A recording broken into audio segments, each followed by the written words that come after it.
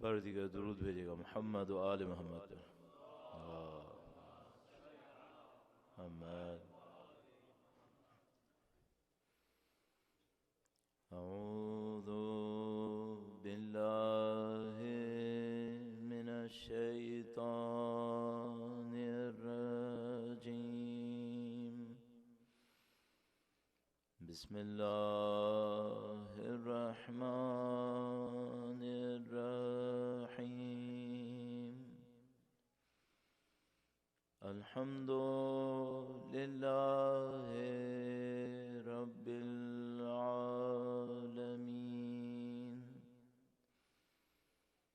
والصلاة والسلام على سید الانبیاء والمرسلین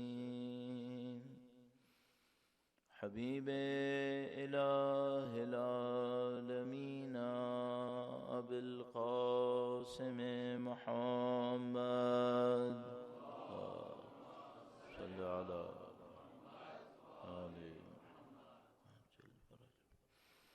وعلى آلہ الطیبین الطاہرین سیما بقیت اللہ فی الارضین. قال اللہ تعالی فی کتابہ الکریم بسم اللہ الرحمن الرحیم. ام حسبت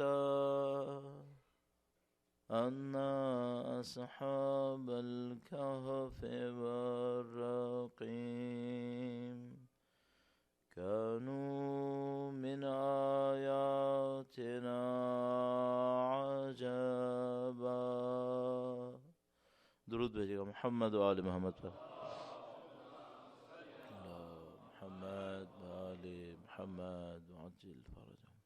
پروردگار عالم کا انتہائی شکر و احسان ہے، خدا متعال کا فضل و کرم ہے. اس نے ہمیں اور آپ کو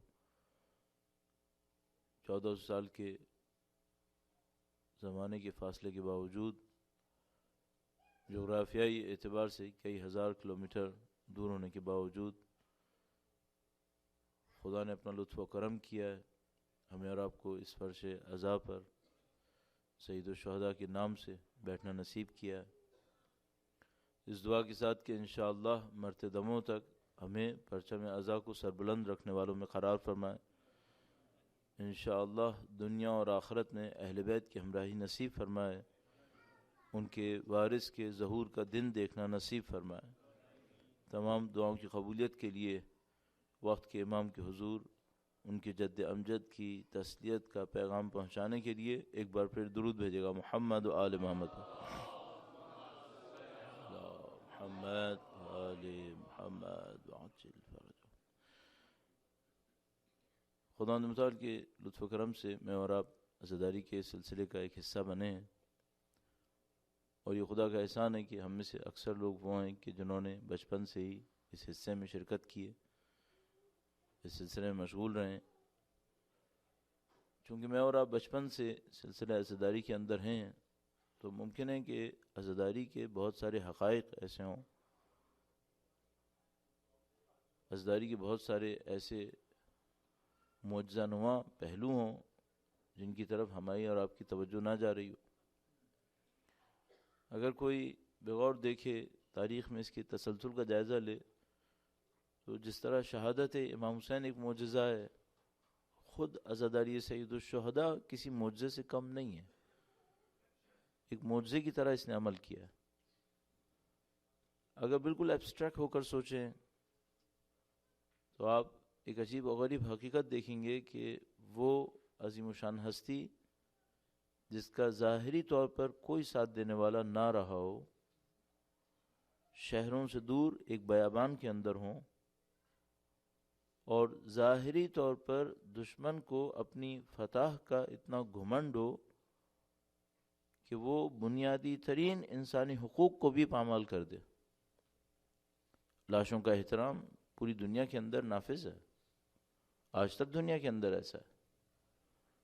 قدیم زمانے کی بربریت میں بھی لاشوں کا اور بالاخص مذہبی رہنماؤں کا، ان کی لاشوں کا، سرداروں کی اولاد کی لاشوں کا احترام کیا جاتا تھا۔ دشمن کو اپنی فتح کا اتنا گھمنڈ تھا کہ اس نے ان تمام بنیادی اصولوں کا بھی خیال نہیں کیا، اور سید الشہداء کی مظلومیت کچھ ایسی تھی کہ ساتھ دینے والے لوگ آبادی کے تناسب کو تو چھوڑ دیجئے، عقل اور شعور کی کسی بھی قانون کے تحت حاصل ہونے والی تعداد سے کم تھے۔ آبادی کا 1% کہیے، 2% کہیے، وہ تو بہت بڑی بات تھی۔ اگر انسان مختصر اپنی عقل استعمال کرے اور یہ سوچے کہ کوئی حق کی بات کر رہا ہو، جس پائے کے اوپر سید الشہداء نے کی، جس رشتے کے ساتھ سید الشہداء زندگی گزار رہے تھے، اگر کوئی حق کی بات کر رہا ہو تو کم سے کم کتنے لوگوں کو ساتھ دے دینا چاہیے تھا۔ تو جو کم سے کم بھی ہمارا ذہن کہے کہ اتنے لوگوں کو تو ضرور ساتھ دے دینا چاہیے تھا، وہ لوگ بھی سید الشہداء کے ساتھ نہیں تھے۔ ان تمام مظلومیتوں کے ساتھ سید الشہداء شہید ہوئے، اور کہاں وہ منظر کہ جو امام کا لاشا پامال ہوا، اور کہاں آج کا منظر کہ 2.5 کروڑ لوگ ان کے روضے کا طواف کر رہے ہیں۔ ذرا مقابلہ کیجئے اور مقایسہ کیجئے، کس طرح بیابان میں، اس عالم میں، اس تنہائی میں شہید ہونا، اور کس طریقے سے 2.5 کروڑ کے قریب افراد کا چند دنوں کے اندر سید الشہداء کے روضے پہ جمع ہونا۔ اس میں کیا تناسب ہے؟ یہ کیا تسلسل ہے؟ اصلا یہ نتیجہ حاصل کیسے ہوا ہے؟ اگر آپ اور میں تھوڑا بہت بھی مینجمنٹ سے تعلق رکھتے ہوں تو ہمارا آپ جانتے ہیں کہ اس کام کو مینج کرنا ہی پاسبل نہیں تھا، اور یہ جو تسلسل ہمارے سامنے ہے، 1400 سال سے ایک ہی عمل بار بار دہرایا جائے، اتنا دہرایا جائے کہ دنیا کے کونے کونے تک پہنچ جائے، اور اس کے نتیجے میں اتنے کروڑ لوگ سید الشہداء کے روضے پہ جمع ہوں۔ اور اس سے زیادہ تعجب انسان کو اس بات پہ ہوتا ہے کہ یہ جو عظیم الشان تعداد آپ کو حاصل ہوتی نظر آ رہی ہے، یہ اچانک تبدیلی چند سالوں میں حاصل ہوئی ہے۔ آپ اس اعتبار سے ایک سنہری دور میں ہیں۔ یعنی اگر میں اپنی زندگی کا جائزہ لیتا ہوں اور سوچتا ہوں کہ یہ 50 سال جو میں اس دنیا میں تھا، کیا اس 50 سال کو چھوڑ دیجئے، 1400 سال میں ایسا کبھی ہوا تھا جو اب ہو رہا ہے؟ کیا 1400 سال میں کبھی ایسا ہوا تھا کہ اس طرح اتنی بڑی تعداد میں، ناقابل تصور تعداد ہے آج کی دنیا کے اعتبار سے بھی، سید الشہداء کی روضے کی گرد جمع ہوں لوگ؟ تو یقیناً مجھے اور آپ کو سوچنا چاہیے، کبھی موقع ملے تو اس کے اوپر غور کر سکتے ہیں، وہ یہ کہ کن چیزوں نے اس کام کو انجام دیا۔ اور جب آپ اس کی باریکیوں میں جائیں گے تو آپ ایک اور عجیب مفہوم تک پہنچیں گے، وہ یہ کہ کیا ایسا ہو سکتا ہے کہ 1400 سال میں اس تحریک کا چلانے والا کوئی نہ ہو اور یہ تحریک خود سے چل رہی ہو، جس کا بیابان میں بھی کوئی ساتھ نہ دے پائے؟ اس کے ماننے والوں نے ایک تحریک چلائی ہے 1400 سال پہلے، اور ان کے اولاد طاہرہ نے عہد کیا کہ ہم حسین کا نام بھلانے نہیں دیں گے۔ سید الشہداء نے قربانی دی اور ان کی اولاد طاہرہ نے وعدہ کیا، لا ننسى حسینا ابدا واللہ، ہم حسین کا نام نہ بھولیں گے نہ بھلانے دیں گے۔ یہ عجیب وعدہ ہوا، کس طریقے سے وعدے پہ عمل ہوا، کتنے ظالم اور جابر اس دوران میں آتے رہے جو نہ سید الشہداء کے صرف ماننے والوں سے بلکہ سید الشہداء کی قبر تک سے انتقام لے رہے تھے۔ اس کے باوجود خداوند متعال نے اس عہد کو جاری کیا، اور میں نے آپ کی خدمت میں عرض کیا آخری 30-40 سال بہت عجیب تھے اس سلسلے میں۔ جو 1400 سال میں نہیں ہوا تھا وہ آخری 25-30 سال میں ہوا ہے۔ اور اس اعتبار سے اگر میں دیکھوں تو پھر مجھے یوں لگتا ہے کہ جتنے بھی ظالم و جابر آئے ہیں در حقیقت انہوں نے اپنے تمام تر ظلم و جبر کے باوجود سید الشہداء کے کاز اور ان کے مقصد کو نہ صرف کہ کوئی نقصان نہیں پہنچایا، بلکہ اپنی تمام تر خواہشوں کے باوجود اس کے برخلاف سید الشہداء کی تحریک میں مفید بھی واقع ہوئے، وہ فائدہ مند ہو گئے۔ اگر صدام حسین جیسا عراق میں نہ آتا اور سید الشہداء کی محبت میں مبتلا، سید الشہداء کے عشق اور سید الشہداء سے لگاؤ کے اندر جو عراق کی قوم تھی وہ اسی جگہ رہتی، تو آج پوری دنیا کے اندر اس طرح سید الشہداء کا نام نہیں پھیل سکتا تھا۔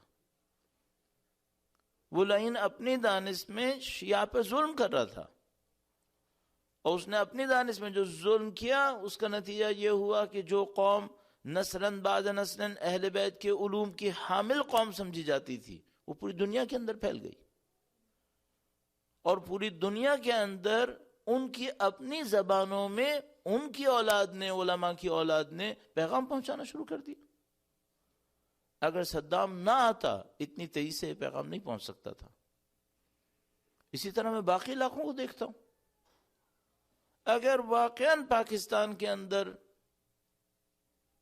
اہل بیت کے دشمن اس طریقے سے لوگوں کا مقابلہ نہ کرتے، جس میں ڈاکٹرز تھے، انجینئرز تھے، وکلاء تھے اور دوسرے عام انسان بھی تھے، وہ سب لوگ کتنی بڑی تعداد میں شہید ہوئے، جس کے نتیجے میں یہ سب اٹھ کر پوری دنیا کے اندر پھیلے، اس کے نتیجے میں سید الشہداء کے پیغام کو اور وسعت حاصل ہوئی۔ اور ابھی جو میں دیکھتا ہوں اسی طریقے سے پاکستان کے مختلف خطوں کے اندر، پارا چنار کے اندر دیکھتے ہیں کہ وہاں کے لوگ اٹھ کر پوری دنیا کے اندر پھیلے۔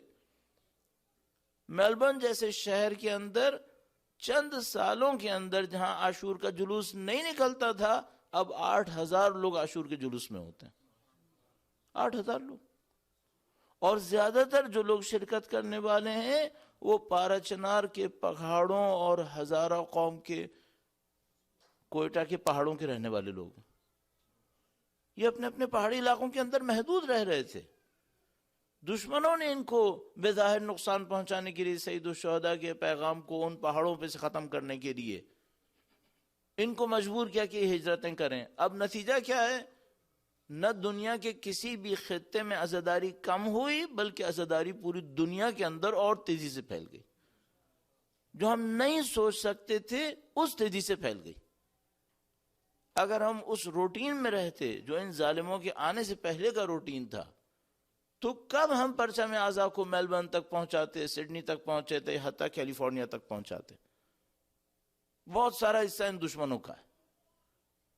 تو میں کہوں گا کہ ہمیں ایک عجیب نظم و ضبط نظر آتا ہے، اس میں خدا کا کوئی منصوبہ نظر آتا ہے۔ جن ظالموں نے ظلم کیا ہے، ظاہر ہے انہوں نے آتش جہنم کو تیار کیا ہے، لیکن ان تمام کے پیچھے خدا نے متعلقہ منصوبہ ہے، اور اس منصوبے کے صدقے میں اور آپ دنیا کے اس کونے کے اندر نہ جغرافیہ کا کوئی تعلق ہے، نہ زبان کا کوئی تعلق ہے، نہ نسل کا کوئی تعلق ہے، بحمد اللہ رب العالمین پرچم عزا کے ساتھ یہاں موجود ہیں، اور البتہ یہ دعا کرتے ہیں کہ خدا اس توفیق کو ہماری نسلوں کے اندر بھی جاری فرمائے، چونکہ جو لوگ ملکوں سے باہر نکلتے ہیں ان کی پہلی نسل تو شاید مذہب کے ساتھ لگاؤ میں اور زیادہ چلی جاتی ہے۔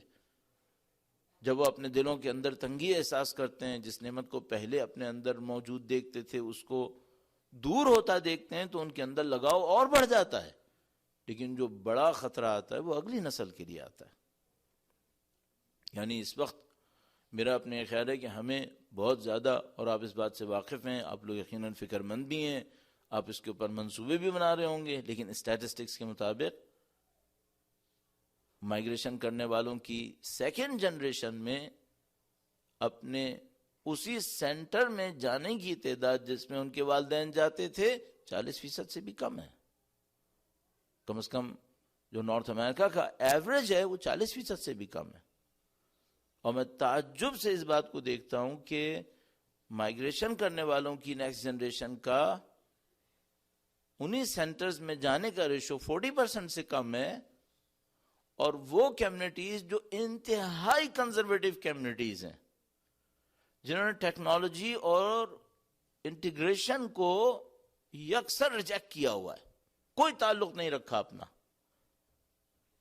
اور ہم جانتے ہیں کرسچن کمیونٹیز ہیں، اس میں کچھ جوز کمیونٹیز بھی ہیں جنہوں نے بالکل اپنے آپ کو کاٹ کے رکھا ہوا ہے. ان کا پرسنٹیج 90% سے اوپر ہے.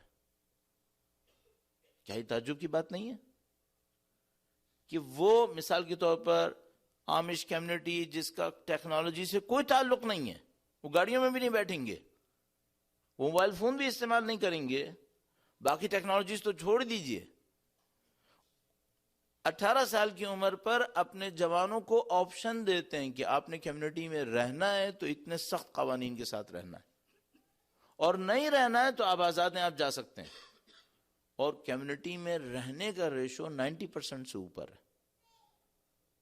اور اس کے مقابلے میں ہمارے بچوں کا کمیونٹی میں رہنے کا ریشو آن ایوریج، ظاہر ہے کہ اس میں شیعہ سنی سب شامل ہیں، حتیٰ مسلمان دوسری کمیونٹیز بھی شامل ہوں، شاید زیادہ تر مسلمانوں پیش آ رہی ہے.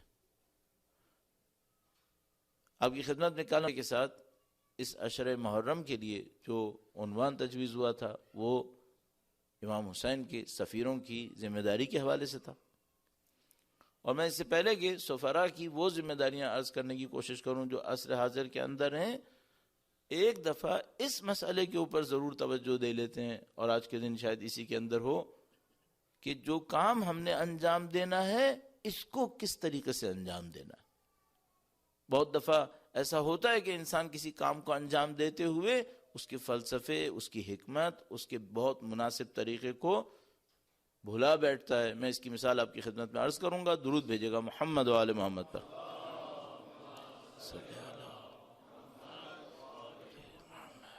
میں دیکھتا ہوں جب انسان کسی روٹین کے اندر جاتا ہے، مثال کے طور پر بچے اسکول جا رہے ہوتے ہیں، آپ اپنی جاب پہ جا رہے ہوتے ہیں، یا اپنے بزنسز کی طرف جا رہے ہوں گے، آپ جب کسی ایک روٹین کے اندر جا رہے ہوتے ہیں تو چیلنجز میں سے ایک چیلنج یہ ہوتا ہے کہ کیا آپ کو یاد ہے کہ آپ یہ کام کیوں کر رہے ہیں، یہ ہو کیوں رہا ہے.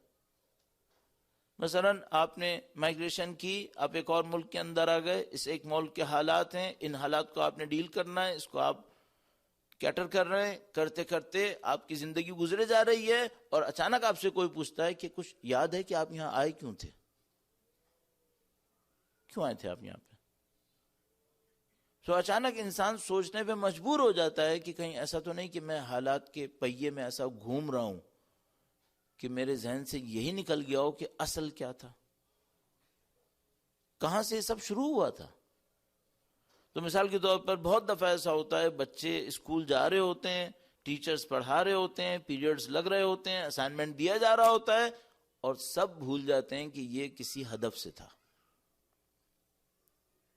اور دنیا میں ایسا بہت ہوتا ہے، سب کچھ ہو رہا ہوتا ہے اور جس کام کے لیے یہ کیا جا رہا تھا بدقسمتی سے بعض اوقات وہی نہیں ہو رہا ہوتا. اور میں آج کے تعلیمی اداروں کے بارے میں، ایجوکیشن انسٹیٹیوشنز کے بارے میں اس بارے میں سیریسلی ڈاؤٹ کر رہا ہوں کہ آیا واقعاً یہاں پر تعلیم، جس کو ہم تعلیم کہہ سکیں، علم کہہ سکیں، آیا باقی ہے یا صرف سکلز رہ گئی ہیں. تو مجھے لگ رہا ہے کہ ہمیں بھی اپنے کام کے بارے میں ایک دفعہ ضرور ریویو کرنا چاہیے کہ سید الشہداء کی یاد کی مناسبت سے اس کام کو جس طریقے سے ہونا چاہیے، کیا اس کے بھی کوئی ضوابط ہیں، کیا اس کے بارے میں ہمیں ہوشیاری نہیں ہونی چاہیے کہ اس کام کو کس طریقے سے انجام دینا ہے. تو صرف چند نکات آپ کی خدمت میں عرض کرنے کی کوشش کروں گا. درود بھیجے گا محمد و آل محمد پر. صلی اللہ.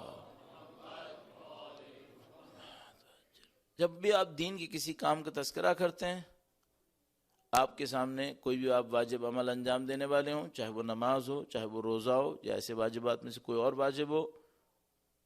آپ لوگ حج پہ تشریف لے گئے، آپ میں سے اکثر لوگ، آپ نے حج کے قدم قدم کے اوپر یہ دیکھا ہوگا، چاہے رکنا ہو چاہے چلنا ہو، آپ سے کہا جائے گا کہ نیت کریں.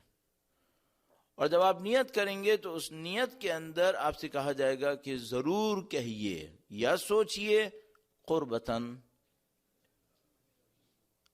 اور مجھے یقین ہے کہ آپ لوگ الا اللہ تو نہیں کہیں گے. قدیم زمانے میں ایک مشکل تھی کہ زیادہ تر لوگ قربتاً غلطی سے قربتاً الا اللہ کہہ دیا کرتے تھے، جو بالکل غلط ہے. میں نے اسی لیے اسی ایک سانس میں 2 دفعہ غلط کہہ دیا تاکہ ایسا نہ ہو کہ کوئی اتنا ہی سا سنے اور پھر کہے اچھا یہی تھا جو کہنا تھا. جو صحیح ہے وہ قربتاً الی اللہ، قربتاً الی اللہ. تو آپ سے بار بار کہا جاتا ہے اب کہیے قربتاً الی اللہ، اللہ کا قرب حاصل کرنے کے لیے. میں اس کو متعدد دفعہ عرض کر چکا ہوں، قربتاً الی اللہ کی پریکٹیکل امپلیمنٹیشن کیا ہونی چاہیے.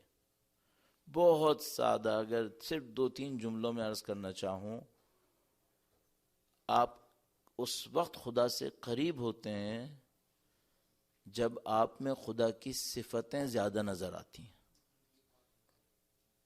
یہ ہے قرب خدا. ہم خدا سے فزیکلی قریب نہیں ہوں گے چونکہ خدا فزیکلی کسی پوائنٹ پہ ہے ہی نہیں، خدا ہر جگہ ہے.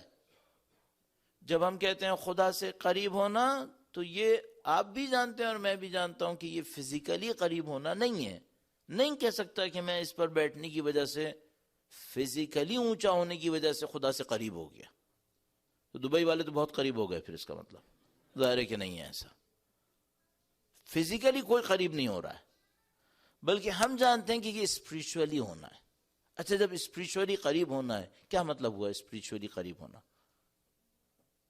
تو میں چاہتا ہوں بالکل پریسائسلی ہمارے ذہن میں ہو. اسپریچولی قریب ہونے کا مطلب یہ ہے کہ خدا کی کچھ صفتیں ہیں، وہ صفتیں آپ میں کتنی نظر آ رہی ہیں. خدا رحیم ہے، آپ رحم کرتے ہیں. خدا کریم ہے، غفور ہے، بخشنے والا ہے، آپ بخش دیتے ہیں. خدا نے متعال حسود، حسد کرنے والا نہیں ہے. خدا نے کرے میں تو نہیں کر رہا، کیونکہ یہ خدا کی مخالف صفت ہے. خدا نے متعال رؤوف ہے، ہمدردی سے دیکھتا ہے. کیا ہم سب کو ہمدردی سے دیکھتے ہیں؟ خدا نے متعال عادل ہے، عدل کرتا ہے. کہیں ہم میں ظلم تو نہیں ہے. یہ قرب ہے، اس کو ہم کہتے ہیں قرب خدا. تو اگر جو میں معمولاً کوشش کرتا ہوں، کل بھی میں نے آپ کی خدمت میں عرض کی تھی، میں چاہوں گا کہ عمل کی زندگی سے ہم اور آپ متصل رہے. آج بھی اس کے حوالے سے عرض کروں گا. آپ ایک کام کر سکتے ہیں، کبھی اپنا جائزہ لیجئے، اللہ کے ناموں کو دیکھتے ہوئے ان ناموں میں سے کتنے نام ہیں جو میرے اندر ریفلیکٹ ہو رہے ہیں. خدا کا رحم، خدا کی کرامت، اس کی شرافت، علم، خدا متعال کی مہربانی، عدل، رزاقیت، سخاوت، فیاضیت، یہ سب میرے اندر ہیں. کتنے میرے اندر؟ سچائی، جتنے بھی میرے اندر ہیں یہ میرے قرب کی نشانی ہے. اور خدا نہ کرے اگر ایسا ہے کہ کم ہے تو یہ دوری کی نشانی ہے. تو مثال کے طور پر آپ میں اپنا جائزہ لیتے رہیں اور یہ دیکھتے رہیں کہ ہمارا قرب، یہ جو پروسیس ہے، ہم لائن پر ہیں یا نہیں.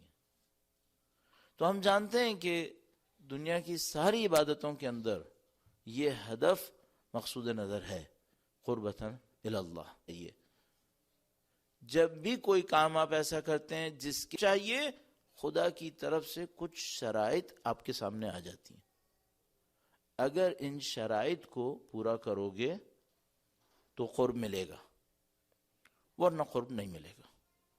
جو خدا متعال کا کام ہے، اس نے کچھ شرائط کو ہمارے سامنے رکھا ہے. مثلا بہت سادہ سی صورتحال میں نماز پڑھنا چاہتا ہوں، نماز پڑھ کے خدا کا قرب لینا چاہتا ہوں. خدا متعال کہتا ہے کہ اگر تم میری بتائی ہوئی نماز پڑھ کے قرب لینا چاہتے ہو، میری شرائط پہ عمل کرنا پڑے گا. اگر نماز پڑھنی ہے تو تمہارے کپڑوں کا پاک و صاف ہونا ضروری ہے. میں خدا سے یہ نہیں کہہ سکتا کہ خدا میں 4 کی جگہ 8 رکعت پڑھ لوں گا لیکن نجس میں پڑھنا چاہتا ہوں. خدا قبول نہیں کرتا. کہتا ہے کعبے کی طرف رخ ہونا ضروری ہے. میں خدا سے کچھ بھی شرط کروں کہ خدا کسی اور طرح سے قبول کر لے، خدا تعالیٰ فرماتا نہیں.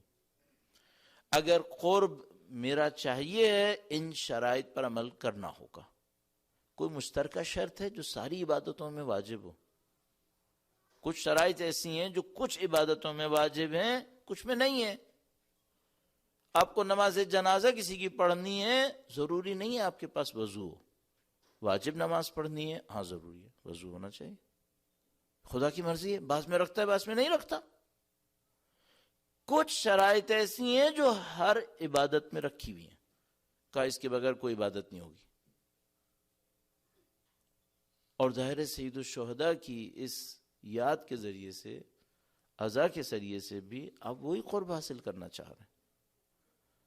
مشترکہ شرط جو تمام عبادتوں کے اندر ہے، سر فہرست اس میں یہ ہے کہ کام خلوص سے انجام پائے، کام خلوص سے انجام پائے. یہ شرط ایسی شرط ہے جو دنیا کی ساری عبادتوں میں ہے، اور سید الشہداء کے ذکر کسی عبادت میں ظاہر ہے کہ ہے، کام خلوص سے انجام پائے. اچھا، اب یہ جو کہنا ہے کہ کام خلوص سے انجام پائے، یہ انتہائی آسان ہے. لیکن جیسے ہی آپ اس کو کرنے کی طرف جاتے ہیں، اب مشکلات بہت زیادہ ہیں. اور کچھ عبادتیں ایسی ہیں جو انسان تنہائی میں بھی کر سکتا ہے، وہاں پر خلوص باقی رکھنا نسبتاً آسان ہے. کچھ عبادتیں ایسی ہیں جو آپ کو کرنی ہی اجتماع کے اندر ہیں، وہاں پر خلوص باقی رکھنا بہت سخت ہے. کچھ عبادتیں ایسی ہیں جن کو کرتے وقت آپ کو پرومیننس نہیں ملتی، آپ خاموشی سے کر سکتے ہیں. کچھ عبادتیں ایسی ہیں، اور خاص کر کچھ لوگوں کا کردار ایسا ہوتا ہے، خواہ نہ خواہ پرومیننس ملنی ہے. اب کام بہت مشکل ہے، انتہائی سخت ہے. مثال کے طور پر میں اپنے اوپر رکھ کے عرض کروں گا، شاید جو افراد یہاں پہ تشریف فرما ہیں ان میں سے کچھ ایسے ہوں جنہوں نے اس عزا کے دوران کوئی پرومیننٹ رول پلے نہیں کرنا ہے. وہ یہاں پہ تشریف فرما ہوں گے، لوگ ظاہر ہے انہیں دیکھیں گے، لیکن ان کے رول میں پرومیننٹ ہو کر سامنے آنا نہیں ہے. ان کے لیے ریاکاری کو دبا کے رکھنا کہ نہ ہو نسبتاً آسان ہے. لیکن میں اپنے لیے سوچتا ہوں کتنا سخت ہے میرے لیے.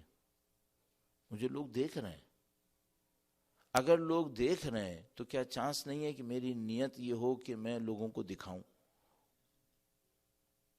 اور میں کتنا خطرناک کام ہے. تھوڑی سی نیت کی دیر سے، نیت کی غلطی سے، یہ جو میں ذکر حسین کروں اچانک ایک ایسے پلیٹ فارم میں تبدیل ہو سکتا ہے میری نیت کی غلطی سے، جو میرے فن کے اظہار کا ذریعہ بن جائے. اب آپ خود فرمائیے گا، جو لوگ یہاں پہ پرومیننٹ ہوں، ان کو اپنے فن کو ظاہر کرنا ہے یا سید الشہداء کا ذکر کرنا ہے؟ نیت کیا ہونی چاہیے؟ ہاں، فن ظاہر کریں گے، ظاہر ہے جو بولنے والا ہے وہ بولے گا، بولنا ایک فن ہے، یہ ظاہر ہوگا، لیکن نیت کیا ہونی چاہیے؟ نیت یہ ہونی چاہیے کہ میں اپنے فن کا اظہار کروں، نعوذ باللہ تعالی. اور نیت کے سلپ ہونے میں کتنی دیر لگے گی؟ انتہائی باریک کام ہے. یعنی فرض فرمائیے مجھے ضرورت تھی کہ میں آپ کے سامنے ایک جملے کو 2 دفعہ کہتا، اور میں نے کہا یہ اچھا لگ رہا ہے، لوگوں کو پسند آ رہا ہے، مجھے 3 دفعہ کہنا چاہیے. یہ تیسری دفعہ حرام تھا، یہ تیسری دفعہ حرام تھا.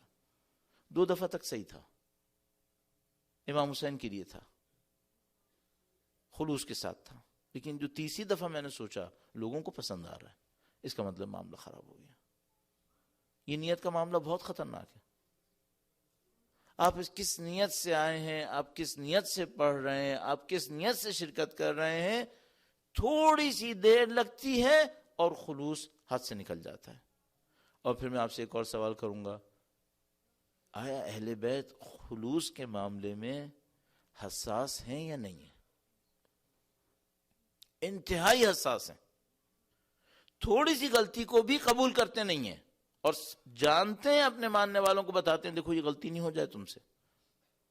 اب یہاں پہ مشکل یہ ہے کہ شیطان اگر مجھ جیسے کو دھوکہ دینا چاہے تو اسے دھوکہ نہیں دے گا، بہت کمپلیکیٹڈ بنایا گیا محمد و آل محمد پر صلی اللہ علیہ وسلم۔ اگر کوئی مجلس پڑھنے والا مجلس پڑھ رہا ہو کرنے والے عزاداروں تو اسے خوش ہونا چاہیے یا نہیں ہونا چاہیے؟ آپ میں سے کچھ لوگوں نے سر ہلایا کہ ہونا چاہیے اور کچھ لوگوں نے سر ہلایا کہ نہیں ہونا چاہیے، اور بالکل صحیح ہوا ایسا۔ جن لوگوں نے اس بات پر تائید کی ہے کہ اسے خوش ہونا چاہیے، اسے اس بات پہ خوش ہونا چاہیے کہ میں سید الشہداء کے زیادہ ماننے والوں کی خدمت کر پایا، اسے اس بات پہ خوش ہونا چاہیے۔ اور جس بات پہ اس کو خوش نہیں ہونا چاہیے وہ یہ کہ میرے چاہنے والوں کی تعداد بڑھ رہی ہے، یہ شرک تھا۔ اس کو ہوشیار ہونا چاہیے کہیں یہ نیت میرے دماغ میں نہ آ جائے۔ اگر یہ نیت آ گئی کہ زیادہ لوگ مجھے دیکھ پا رہے ہیں، زیادہ لوگ مجھ سے متاثر ہو رہے ہیں، اس کا مطلب ہے شرک ہے، یہ اس نے شرک کیا، اس نے سید الشہداء کی خدمت نہیں کی، اپنے فن کا اظہار کیا۔ اور اگر اس کی نیت یہ ہو کہ آج میں سید الشہداء کے زیادہ چاہنے والوں کے کام آ پایا ہوں، ہاں یہ نیت اچھی ہے، اس کو زیادہ لوگوں کے کام آنا چاہیے۔ اسی طرح ہر معاملے کے اندر تھوڑے سے فرق سے نیت خراب ہو سکتی ہے۔ اچھا یہ کہاں پہ جج کیا جا سکے گا؟ عام حالات میں شاید میرا جیسا اپنے کام میں اتنا مشغول ہو جائے کہ وہ جج بھی نہ کر سکے۔ کوئی خدا کسی کو بہت توفیق دے تو اس کو دماغ میں اتنا حضور ذہن دے دے کہ وہ اپنے آپ کو پکڑ سکے، ورنہ تقریباً ناممکن ہو جائے۔ وہ جو آپ نے یقیناً روایت سنی ہوگی کہ شرک تاریک رات میں سیاہ چونٹی کی خفیف سی حرکت کو درک کرنا ہے، اس کو پکڑنا ہے۔ یہ یہاں پر ہے، کتنے منٹ کے بعد میری نیت کتنی دیر کے لیے تبدیل ہو جائے آپ کو کیا پتا؟ اور اہل بیت اطہار سلام اللہ علیہم اجمعین حساس ہیں اس معاملے کے اوپر، آپ کو بہت ہوشیار رہنا پڑے گا۔ جیسے بولنے والے کو بھی، اور جو مرثیہ پڑھنے والے ہیں، جو نوحہ پڑھنے والے ہیں، اسپیشلی جن لوگوں کو پرومیننس ملنے والی ہے، چاہے وہ کوئی بھی ہو، سب کو بہت ہوشیار ہونا پڑے گا، کہیں ایسا نہ ہو کہ ہمارے خلوص میں کمی ہو جائے۔ اور اگر خدا نہ کرے نعوذ باللہ تعالی تھوڑی سی بھی کمی ہوتی ہے، وہ احساس کریں گے، وہ ہمیں مخلص دیکھنا چاہتے ہیں۔ میں ایک مثال معمولاً خلوص کے چیپٹر میں عرض کیا کرتا ہوں، جلدی سے آپ کی خدمت میں عرض کرنے کی کوشش کروں گا، درود بھیجے گا محمد و آل محمد پر صلی اللہ محمد و آل۔ اور خلوص کی تاثیر کیا ہے اس کے اوپر بات نہیں کر پائیں گے، آپ کے ذہن میں بہت واضح ہے، اور یہ مفہوم بھی ظاہر ہے آپ کے سامنے بالکل واضح ہے، لیکن صرف یاد آوری کی خاطر۔ 2 عرب قبیلے، قحط کا زمانہ، ایک قبیلے نے اونٹ قربان کیا، دوسرے قبیلے کے سردار کو اونٹ کا گوشت تحفے میں بھیجا۔ ایک قبیلے کا سردار ہے، اس نے اونٹ قربان کیا، قحط کا زمانہ ہے، کھانا کم ہے، دوسرے قبیلے کے سردار کو کچھ گوشت تحفے میں بھیجا، نہیں معلوم کس نیت سے، اچھی نیت سے بری نیت سے ہم نہیں جانتے، تاریخ کا حصہ ہے۔ دوسرے قبیلے والے نے احساس کیا کہ اس نے میری انسلٹ کی ہے، اس کو میرے ساتھ یہ نہیں کرنا چاہیے تھا، میں بھوکا نہیں ہوں اس کے گوشت کا، نہیں معلوم پہلے والے کی نیت کیا تھی، اللہ جانتا۔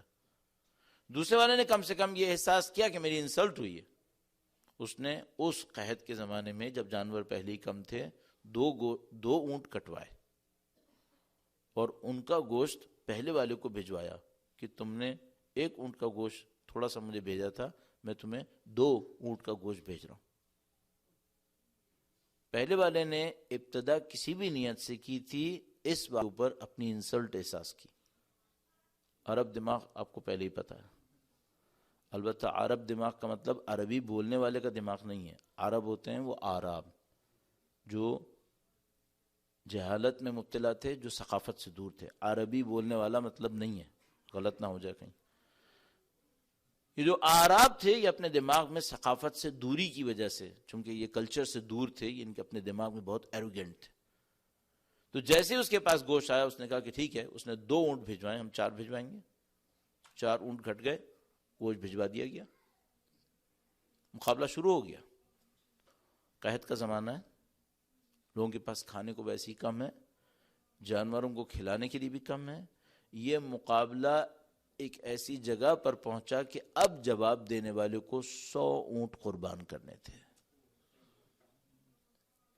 تھوڑے سے گوشت سے شروع ہوا تھا، 2 پہ گیا، 4 پہ آیا، کس پروپورشن پہ آگے بڑھا، بہرحال بات 100 پہ آئی۔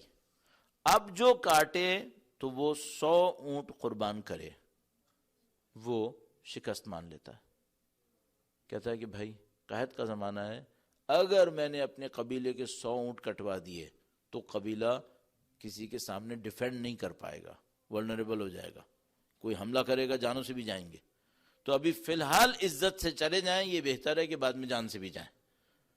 تو سرنڈر کر دیتا ہے، اور ہماری قوم کی زبان میں اس کی ناک کٹ جاتی ہے۔ زمانہ گزر جاتا ہے، اب زمانہ شروع ہوا ہے امیر المومنین کی ظاہری خلافت کا۔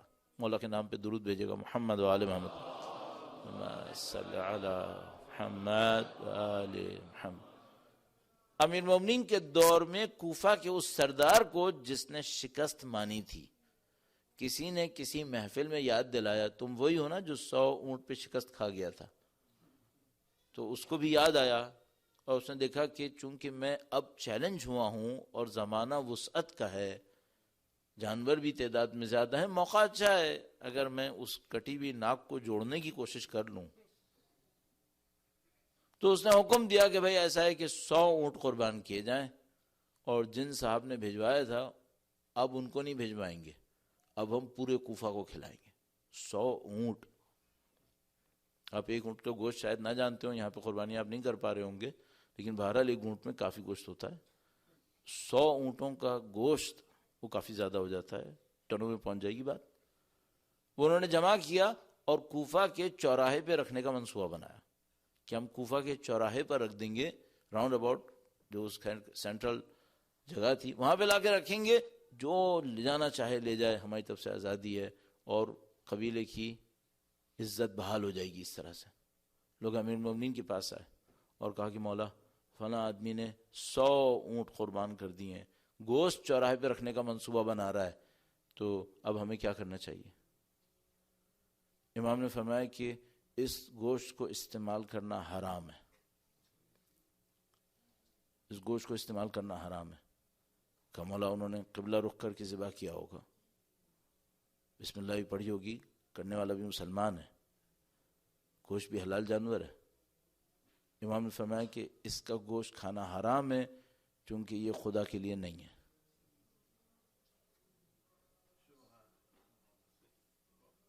میں آپ سے صرف ایک بات پوچھوں گا، اسی وقت اگر ہم اپنی بہت ساری دعوتوں کا اندازہ لگائیں اور امیر المومنین ہوں جو یہ بتائیں کہ حرام ہے یا حلال ہے،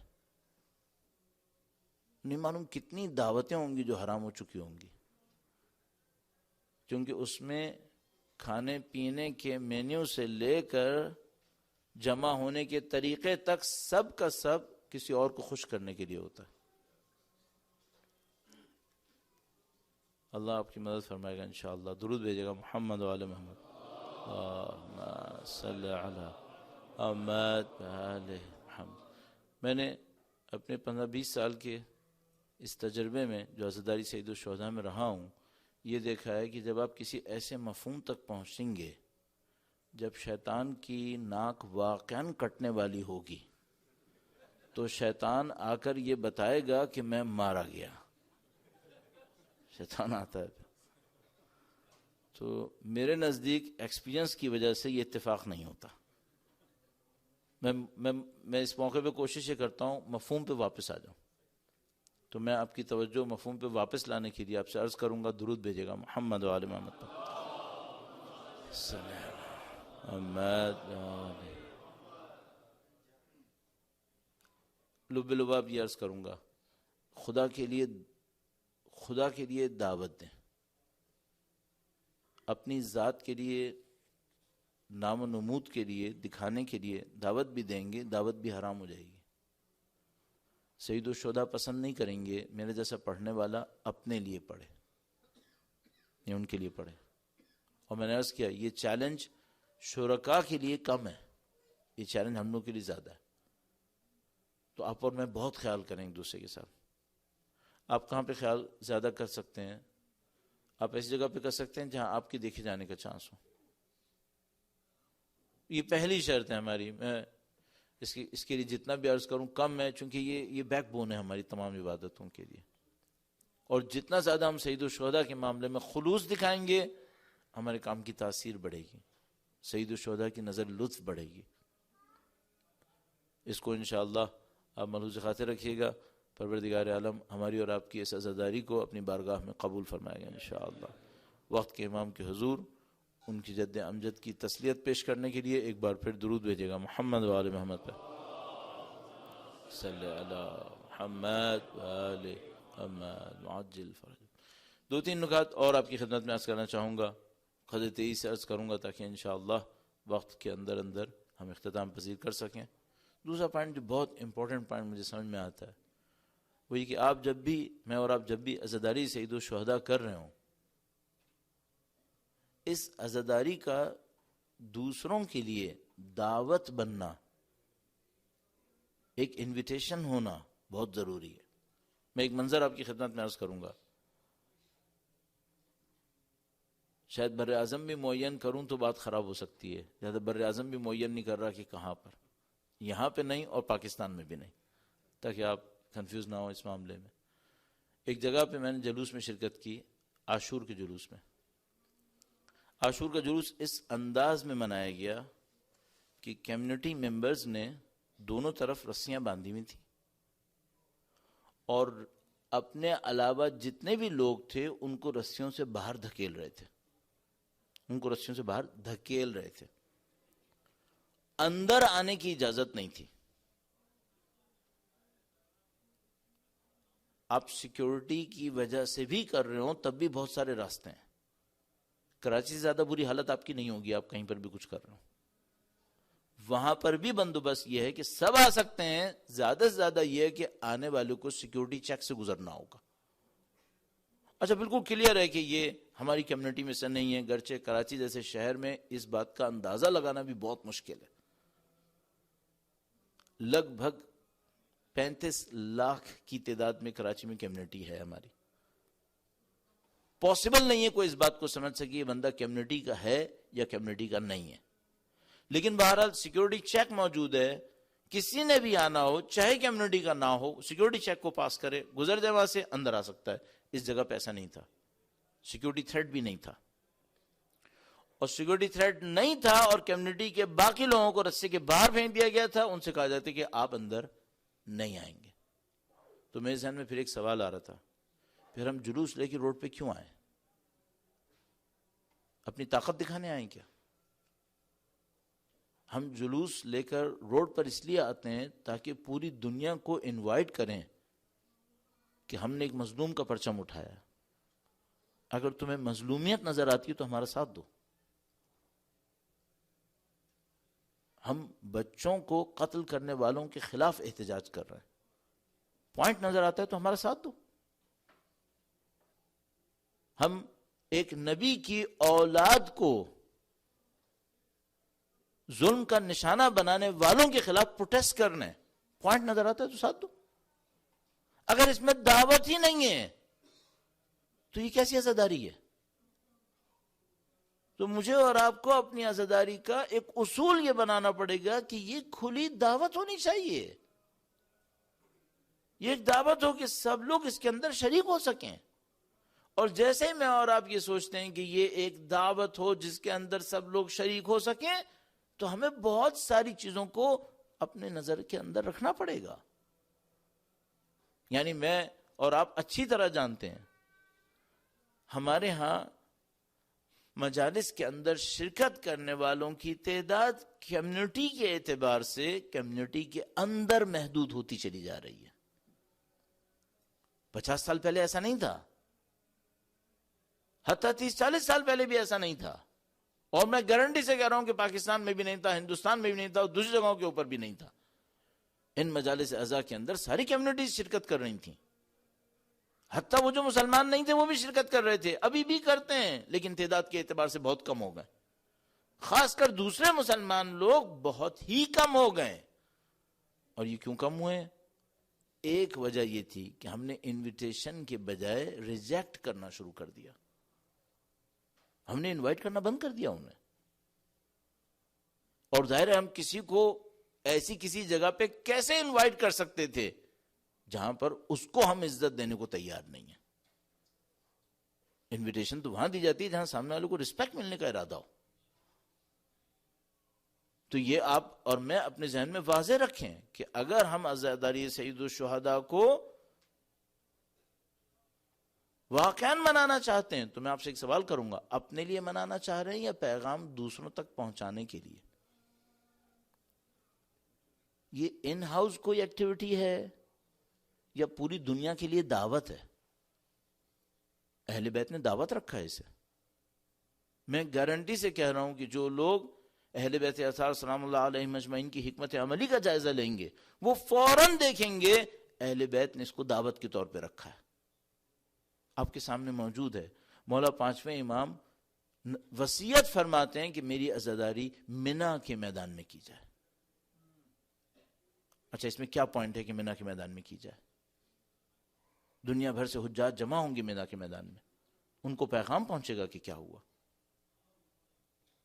ایک ایک موقع سے اہل بیت اطہار سلام اللہ علیہ مجمعین نے ہمیں پیغام دیا ہے، یہ دعوت دوسروں تک پہنچنا ضروری ہے۔ آپ ذرا تصور کیجئے، ہمارے پاس روایت موجود ہے، جو کوئی عزائے حسین کرے اور کسی کو رلائے، کسی کو رلائے، چاہتے ہیں نزدیک آئیں لوگ، قریب آئیں لوگ، علامتوں کو دیکھیے کس طریقے سے سمبولزم کا خیال رکھا گیا عزاداری کے اندر تاکہ لوگ قریب آ سکیں۔ یہ کانفرنسز نہیں کی جا رہی ہیں، یہ سیمینارز نہیں کیے جا رہے، یہ مثال کے طور پر 100% ایکیڈیمک لیکچرز نہیں کیے جا رہے، بلکہ اس کو عوامی رکھا گیا ہے۔ آپ دیکھ رہے ہیں کہ اس کے اندر جذبات کا بھی خیال رکھا گیا ہے، رسا اس کا ایک خاص حصہ ہے، غم اس کا ایک حصہ ہے، اس کے اندر گریہ ہے، اس کے اندر شاعری ہے، اس کے اندر ابلاغ ہے، پہنچانا ہے، یہ سب دکھا رہا ہے کہ یہ دعوت ہے، یہ کوئی اندر کی کارروائی نہیں ہے۔ لہذا مثال کے طور پر ہم تجربے سے دیکھتے ہیں کہ اگر میں معذرت چاہتا ہوں کہ میں بار بار پاکستان کا تذکرہ کر رہا ہوں چونکہ میں وہاں سے تعلق رکھتا ہوں، مجھے وہاں کا تجربہ بہت زیادہ ہوا ہے کہ اگر ہم دشمنوں سے یہ بات کریں، اور دنیا کے اور ملکوں کے اندر بھی ایسا ہی ہوا ہے، تو وہ یہ پسند نہیں کرتے کہ ہم جلوس لے کے باہر آئیں۔ کتنے ہی ملک دنیا کے اندر ایسے ہیں جنہوں نے آفرز کی ہوئی اور امپلیمنٹ بھی کیا ہے، فورس کیا ہے کہ آپ شہر کے باہر ایک باؤنڈری وال کے اندر رہ کر اپنے کام کو کریں گے۔ عرب ملک جس نے یہ کام کیا آپ مشہور ہے، دبئی نے امپلیمنٹ کیا ہے اس کو، اور وہ چاہتے ہیں کہ ہم شہروں سے نکل جائیں، باؤنڈری والز کے اندر لمیٹڈ رہیں، اور پاکستان جیسے ملک کے اندر تو وہ چاہتے ہیں کہ ہم لوگ انڈر گراؤنڈ چلے جائیں اپنی سیکیورٹی کی خاطر۔ وہ ہم سے کہتے ہیں آپ کی سیکیورٹی کے لیے بہتر ہے۔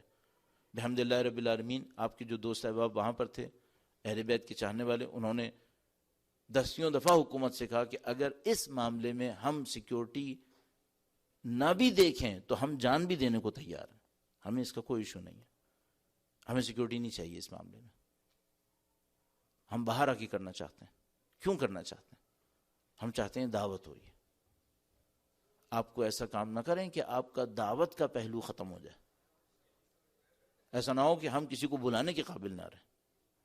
تو یہ دوسرا پہلو ہے۔ اور تیسرا بہت امپورٹنٹ پہلو ہے، وہ یہ کہ عزیزان محترم، ہم صرف لفظ کی بات نہیں کر رہے، ہم عمل کی بات کر رہے ہیں۔ میں آپ کے سامنے 1 گھنٹہ تقریر کروں اور اس 1 گھنٹہ تقریر کا پریکٹیکل امپلیمنٹیشن کوئی نہ ہو تو زیادہ فائدہ نہیں ہوگا۔ آپ جن اسٹینڈرڈز کو سید الشہداء کے نام پر بیان کر رہے ہیں ان اسٹینڈرڈز کو امپلیمنٹ کر کے دکھائیے۔ آپ جس دین کا تذکرہ کر رہے ہیں اس دین کو اس عمل کے اندر دکھائیے۔ مثلا آپ جس دین کا تذکرہ کر رہے ہیں سید الشہداء کا قول بیان کر رہے ہیں، ان کان دین محمد لم یستقم الا بقتلی فیا سیوف خذینی. دین محمد بار بار تذکرہ کر رہے ہیں، اس دین محمد میں صفائی ہے. اگر آپ عزاداری سید الشہداء کر رہے ہیں اور صفائی نہیں ہے تو آپ کے قول و فعل میں تضاد آ رہا ہے. آپ نے دین محمد کا تذکرہ کیا تھا. دین محمد میں نظم و ضبط ہے. امام نے فرمایا اوصیکم بتقوی اللہ و نظم امرکم. اگر آپ سید الشہداء کی عزاداری کر رہے ہیں اور نعوذ باللہ تعالیٰ اس میں نظم و ضبط نہیں ہے، آپ کی قول و فعل میں تضاد ہے. پھر اگر آپ دین کا نام لے رہے ہیں تو دین کے اندر خلوص ہے. سید الشہداء کی عزاداری کرو اور خلوص نہ ہو، یہ تو قول و فعل کا تضاد ہو جائے گا. عزیزان مسلم، یہ تیسرا پوائنٹ ہے.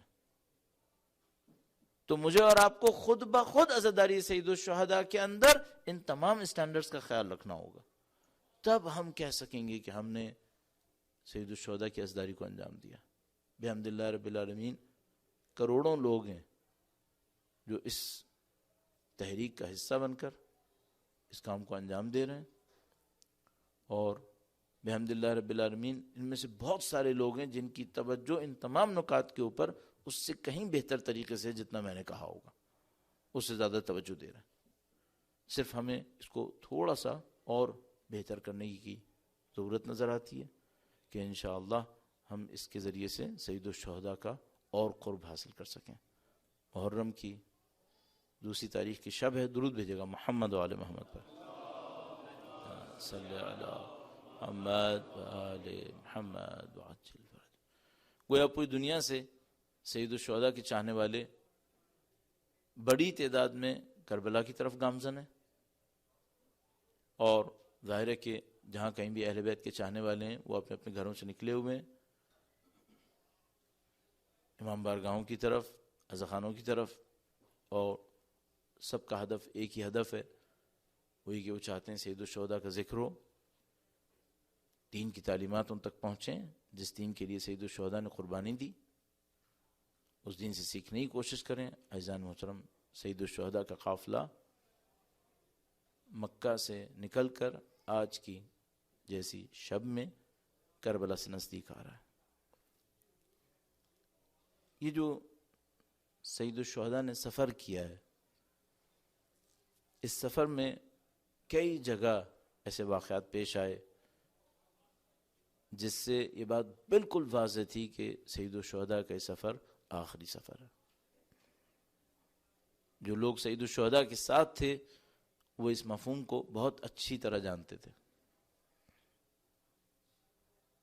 جب سید الشہداء مکہ میں تشریف فرما تھے اس موقع پر ایک خط مدینہ ارسال فرمایا، گویا مدینہ کے جوانوں کو خطاب کرتے ہوئے. اور میں جب بھی سید الشہداء کا کوئی خط سوچتا ہوں جو انہوں نے کسی بھی شہر کی سمت بھیجا تو میں سوچتا ہوں گویا ہمارے لیے بھیجا. سید الشہداء نے پہلی شب سے ہی جب یہ اس تحریک کو شروع کیا، پہلی شب میں جو جملات استعمال کیے وہ اس بات کا اعلان تھے کہ یہ تحریک قیامت تک جاری رہے گی.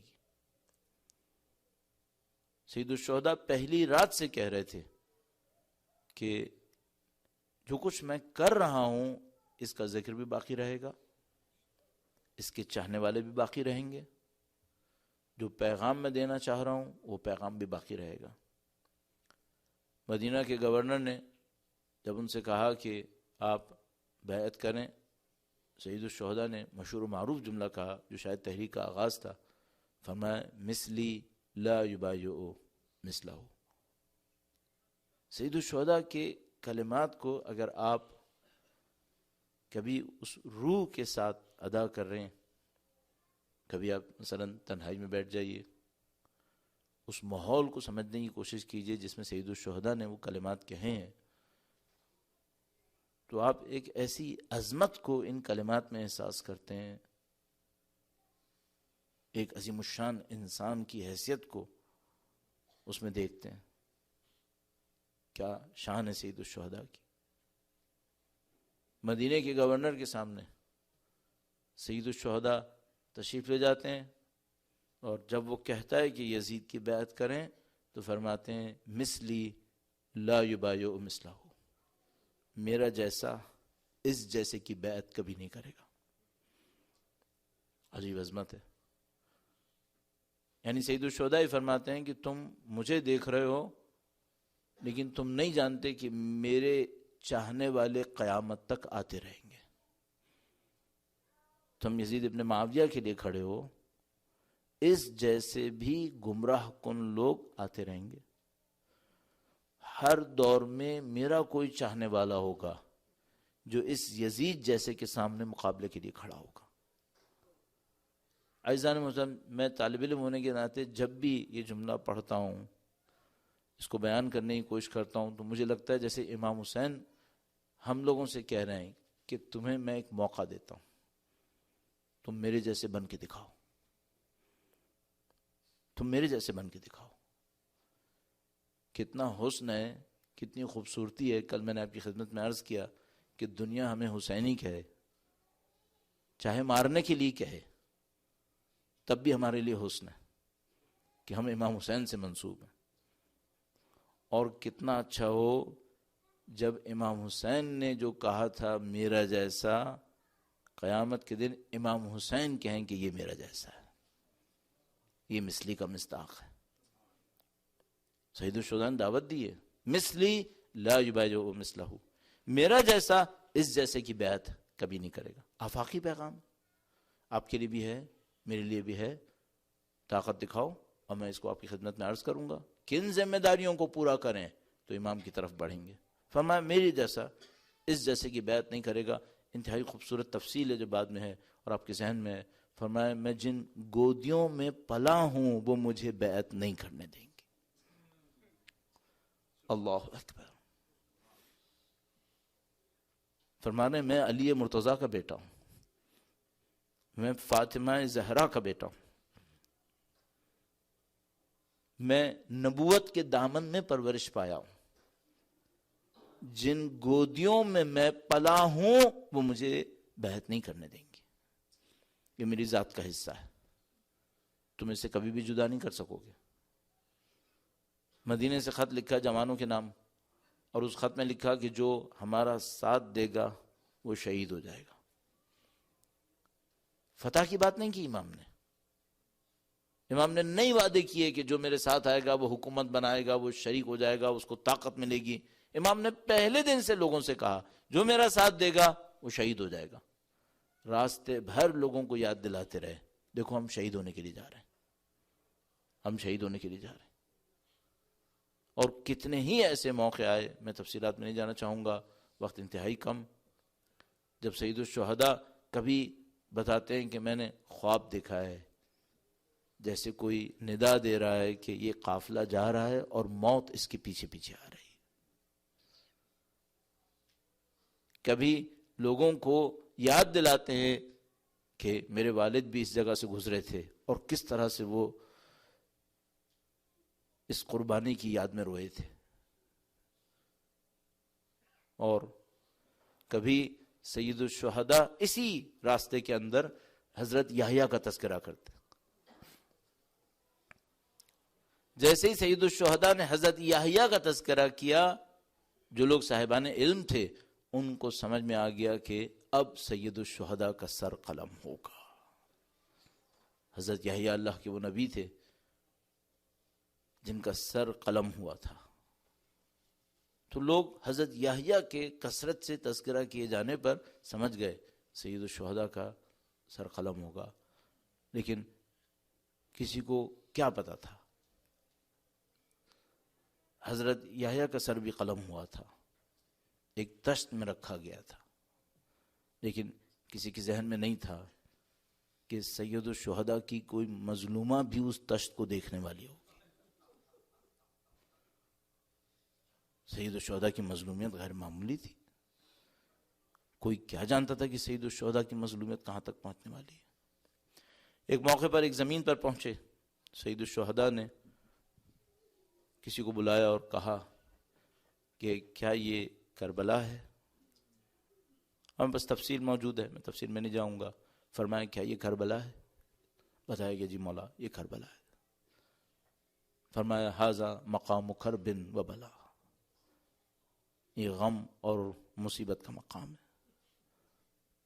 ہا ہنا مناخ رکابنا ومحل رحالنا ومقتل رجالنا ومسفک دمائنا.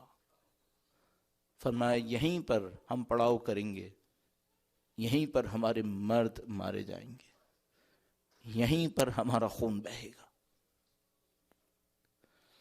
سید الشہداء بار بار لوگوں کو یاد دلا رہے تھے ہم شہید ہونے کے لیے جا رہے ہیں. اور عزیزو، کل کا جیسا دن روایات کے مطابق، کثرت سے روایات کے مطابق 2 محرم کا دن، جب سید الشہداء میدان کربلا کے اندر داخل ہوئے تھے. یہ کربلا کی زمین عجیب زمین ہے، اس لیے نہیں معلوم کتنے انبیاء کو سید الشہداء کی یاد دلائی ہے. کہ انتہائی عجیب واقعہ موجود ہے.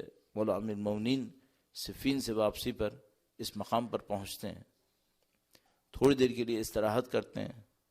گویا عبداللہ بن عباس نزدیک ہیں. مولا امیر المومنین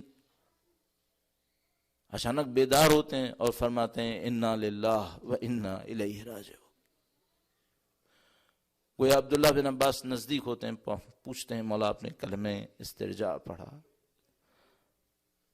فرمایا میں نے خواب میں دیکھا کہ گویا یہ زمین خون کا دریا ہے، میرا حسین اس خون کے اندر ہے. لوگوں کو نصرت کے لیے بلاتا ہے اور کوئی ساتھ دینے والا نہیں ہے. اس زمین نے بہت لوگوں کو رلایا تھا. سید الشہداء زمین کربلا تک گویا پہنچتے ہیں اور اہل خیام میں گریہ اور ماتم شروع ہو جاتا ہے. اہل بیت اطہار علیہ السلام کے خیموں کی طرف سے مسلسل گریے کی آواز جاری ہو جاتی ہے اور پوچھنے پر فرماتے ہیں کہ اس زمین پر پہنچتے ہی غم احساس ہو رہا ہے، اس زمین میں کچھ ہے. اس زمین کے حوالے سے کیا عرض کریں انسان، لیکن بس اس آخری موقع کو عرض کروں گا آپ کی خدمت میں. زمین گویا بنی اسد کی ملکیت کے اندر ہے. قبیلہ بنی اسد، اسدی قبیلہ مشہور و معروف، اہل بیت اطہار علیہ السلام کے چاہنے والوں میں اسدی قبیلے کے لوگ ہیں. مولا بنی اسد کو نزدیک بلاتے ہیں. قبیلہ بنی اسد سید الشہداء کے سامنے آتا ہے. سید الشہداء قبیلہ بنی اسد سے کہتے ہیں کہ ہم کربلا کی زمین تم سے خریدنا چاہتے ہیں. بنی اسد نواز رسول کے سامنے کیا کہیں؟ انہوں نے کہا کہ ہم آپ کی خدمت میں پیش کرنا چاہتے ہیں. فرمایا نہیں، ہم خریدنے کا اصرار کیا. سید الشہداء نے قیمت ادا کی کربلا کی زمین کی. اس کے بعد بنی اسد کو ہی اس کا واقف قرار دیا، کہا ہم نے خریدی، اللہ کی راہ میں وقف کرتے ہیں، تمہیں کو واقف قرار دیتے ہیں. لیکن بنی اسد تم جو واقف بنو گے تو 3 شرائط کے ساتھ بنو گے، تمہیں 3 شرائط کا خیال رکھنا ہوگا. سید الشہداء کی شرائط بہت عجیب تھی. بنی اسد کو جمع کیا، سرداروں سے وعدہ لیا کہ جو ہمارے ساتھ وعدہ کرو گے وہ پورا کرو گے. انہوں نے کہا ہم حکم کے غلام. فرمایا پہلا وعدہ یہ کرو کہ جب ہمارے بے گور و کفن لاشوں کو دیکھنا تو دفنا دینا. 1400 سال کے بعد بھی جب ہم اس وعدے کو پڑھتے ہیں اور سنتے ہیں تو سید الشہداء کی اس مظلومیت کو انسان سوچتا ہے کہ نواسہ رسول اور بے گور و کفن لاشا. بنی اسد کے لیے کتنا سخت رہا ہوگا جب انہوں نے امام حسین سے سنا ہوگا کہ نواسہ رسول ان سے کہہ رہے ہیں کہ بنی اسد ہمارے لاشے کو بے گور و کفن دیکھنا تو دفنا دینا. اور ابھی تو امام حسین نے نہیں بتایا کہ بنی اسد جب ہمارے پامال لاشے کو دیکھنا تو دفنا دینا. نہیں معلوم کیا کیا مظلومیتیں جو سید الشہداء نے بیان نہیں کی. بنی اسد کے ذہن کے کسی گوشے میں بھی نہیں رہا ہوگا کہ آیا امام حسین کا لاشا بے گور و کفن رہے گا. فرمایا بنی اسد ہمارے بے گور و کفن لاش کو دیکھنا تو دفنا دینا. اور دوسری شرط بہت عجیب تھی. فرمایا دیکھو ہم سے وعدہ کرو کہ ہماری قبر کا نشان باقی رکھنا. دین بنی اسد تعجب کر رہے ہوں گے کہ کیا دین اسلام کے اندر قبر کا احترام نہیں ہے؟ کیا دین اسلام کے اندر قبر کو احترام کی نظر سے نہیں دیکھا جاتا؟ وہ بھی نواسے رسول کی قبر، لیکن ان کو کیا پتا کہ ایسے ظالم آئیں گے جو یہاں پہ ہل چلانے کی کوشش کریں گے، یہاں پہ نہریں چلانے کی کوشش کریں گے، اور یہ حسین کا معجزہ ہوگا کہ لوگ اپنے بازو کٹائیں گے لیکن قبر کا نشان باقی رہے گا، 1400 سال کی امانت باقی رہے گی ان کروڑوں کے لیے جو اب سید الشہداء کی قبر کی طرف بڑھ رہے ہوں گے۔ امام کی دوسری شرط ہو گئی، اور ایک اور شرط کہی، اے بنی اسد، جب تم ہماری قبریں بنا لو گے اور یہاں پہ روضات بن جائیں گے تو بنی اسد ہمارے زیارت کرنے والے یہاں پر آئیں گے، ہمارے چاہنے والے یہاں پر زیارت کرنے آئیں گے۔ جب ہمارے چاہنے والے یہاں پر آئیں تو دیکھو 3 دن تک کھانا اور پانی تم نے دینا ہے۔ ایسے جب اس نقطے پر پہنچتا ہوں تو میرا دل یہ کہتا ہے کہ مولا آپ کی کرامت کی کیا بات ہے، خود کربلا تشریف لائے، خود بھوکے اور پیاسے ہوئے، اسی پیاس میں دنیا سے گئے، یہاں تک کہ زین العابدین کو قبر پر لکھنا پڑا، ھذا قبر حسین ابن علی الذی قتل عطشانا، یہ بھوکا اور پیاسا امام جو پیاسا ہی مرا اپنے چاہنے والوں کی بھوک اور پیاس کا بندوبست کر رہا ہے۔ الا لعنۃ اللہ علی القوم الظالمین وَسَيَعْلَمُ الَّذِينَ ظَلَمُوا أَيَّ مُنْقَلَبٍ يَنْقَلِبُونَ۔ ماتم حسین۔